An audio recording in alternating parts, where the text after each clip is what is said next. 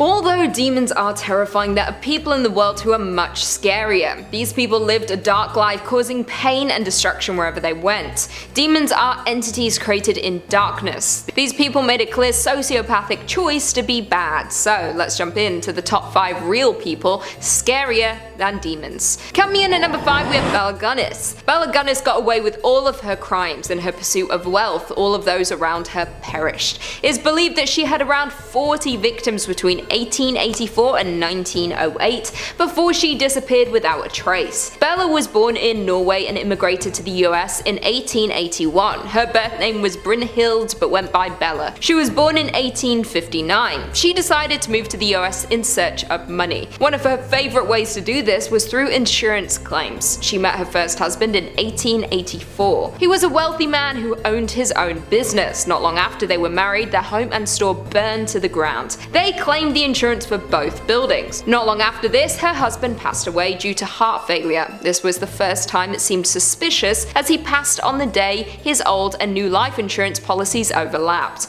She claimed on both policies. Even with all of this insurance money, Bella was not done and more unexplained deaths followed her sociopaths. She married her second husband, Peter Gunness. Not long after this, Peter's daughter and he himself passed away, along with her adopted daughter a few years later. It was at this point that Bella had bought herself a farm with a large amount of land where she spent the majority of her time. She began to use lovelorn columns to look for potential suitors. They would go to her farm, bringing with them large amounts of cash, but once they arrived, they were never found again. After years of this happening, Bella fled. An investigation found 40 victims on her property. She was never interrogated, so we will never know if there were other crimes that she committed. She was one of the most dangerous black widows of all time, leaving no man alive in her pursuit of wealth. Coming in at number 4, we have H.H. Holmes. H.H. Holmes was America's first ever serial killer. He was born in 1861 and the majority of his crimes took place during 1893. Some conspiracy theories even claim he was Jack the Ripper, but this is just a theory. Holmes was born in New Hampshire to an affluent family. He grew up privileged and was said to be unusually intelligent from a young age. He showed interest in the medical field and started to perform surgery on animals.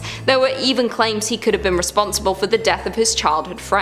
His life of crime first began while he was studying medicine at the University of Michigan. He was found stealing corpses and using them to make false insurance claims and then experimenting on them. In 1885, he moved to Illinois, where he ran a pharmacy after the owner mysteriously vanished. With his respect in the community and family wealth, he began to construct a hotel nearby. The house was a maze of hidden passageways, trapdoors, and rooms soundproofed behind thick walls. His quarters were on the top floor, while guests would stay on the middle and ground. Although it seemed like a high-end hotel, many visitors did not ever check out. He had hidden rooms where he would trap and torture guests. He would leave them for days without food or water before dumping them down a chute to the basement where he'd set up his lab for his experiments. It was said not only did he lure guests to the hotel, but also those looking for employment. He would hope that if travelers went missing, no one would have known their last location or come looking. Before social media, it was not as easy to know where someone was staying while they traveled. He also had a habit of getting engaged just to have his fiancée disappear before they could get married. It is estimated that before his eventual arrest, he had taken the lives of 20 to 200 people throughout his life. This shocked the world. Nothing like this had ever happened before. People became a lot less trusting. Coming in at number 3, we have Richard Ramirez. Richard Ramirez, also known as the Night Stalker, was born in 1960 in Texas. He was one of 5 children. When he was 5 years old, he was knocked unconscious by a swing.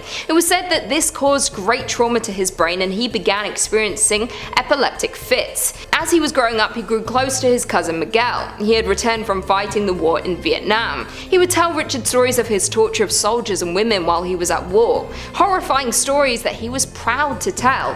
He even had photos to show him of what he had done. At the age of 13, Richard witnessed his cousin taking the life of his wife. When he was 14, he dropped out of school. He was arrested for the first time at 17 for possession of marijuana.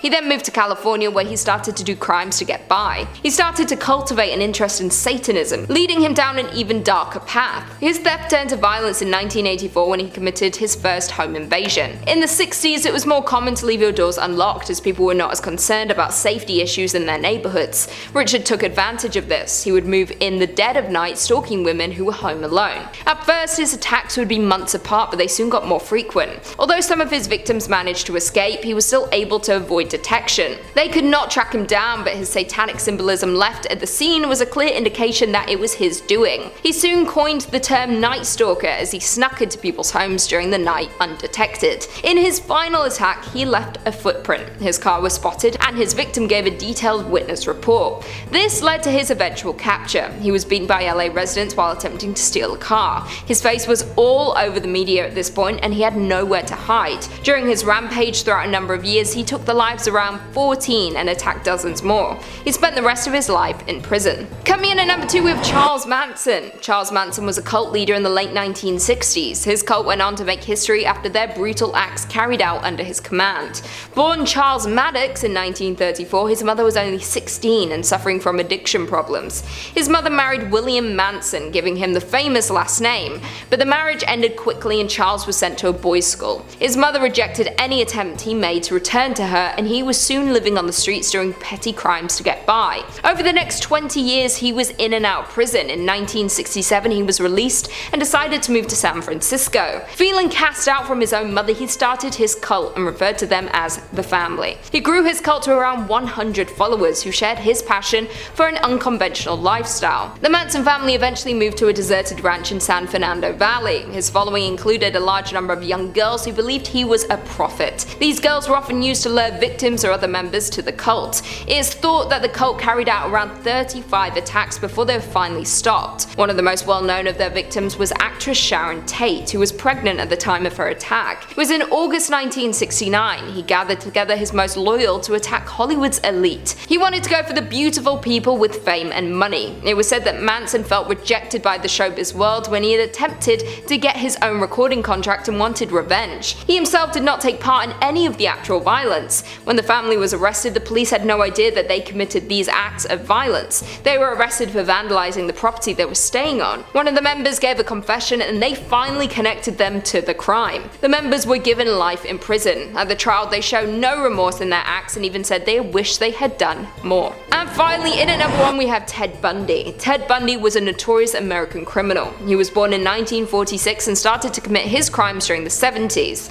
There are many novels, films, and TV shows about his life. What was the most disturbing about Ted was his ability to live a normal life and even being well liked while he was committing these horrible acts. He lived a normal life and was seen as a successful, intelligent man. His mother Eleanor was a single mother when she gave birth to him. No one ever knew who the biological father was, although there have been some guesses over the years. When he was born, much of Eleanor's family shamed her for having an illegitimate child. He was seen as a sin and the family's dirty secret. For many years, Ted was told that his mother was his sister, and he was adopted by his grandparents. Eleanor eventually took Ted and moved to Washington. His mother married Johnny Bundy, and although Ted took his last name, he did not have respect for this new stepfather. He believed he was too uneducated and working class for his family. They went on to have more children, although it does not appear Ted was close to any of his siblings. At a young age, he became obsessed with knives. Then as a teenager, he grew the obsession of watching people through their windows and stealing things he wanted with no sign of remorse. He went on to earn a degree in psychology and was active in the community. He worked on the campaign for the Republican governor and even received an award for his work. He had his first heartbreak during the school days, and later on it was clear some of his victims resembled the girl who had left him. His crimes would often consist of luring women into his car. They would never be seen again. During the 70s, when he was working in the community and seen as a charismatic professional, this is when he was the most active with his crimes. He would travel around taking the lives of these women and then be back at work the next morning. When he was finally caught, everyone who knew him was shocked. He portrayed himself so well no one could believe he would do this. Even once he was on trial, he gained a following of women worshipping him. They didn't care about his crimes against his victims. One of the victims finally escaped in 1975, and this began the downfall. Though he somehow escaped from prison twice, he was eventually captured for the last time and sentenced to the electric chair. Well, there we have it. Do you guys agree with that list? What real person on our list scared you the most? Leave us all your thoughts and feelings in the comments down below, and perhaps we can do a part 2. And on that note, if you haven't already, be sure to give this video a big thumbs up, and until next time, I'll see you later.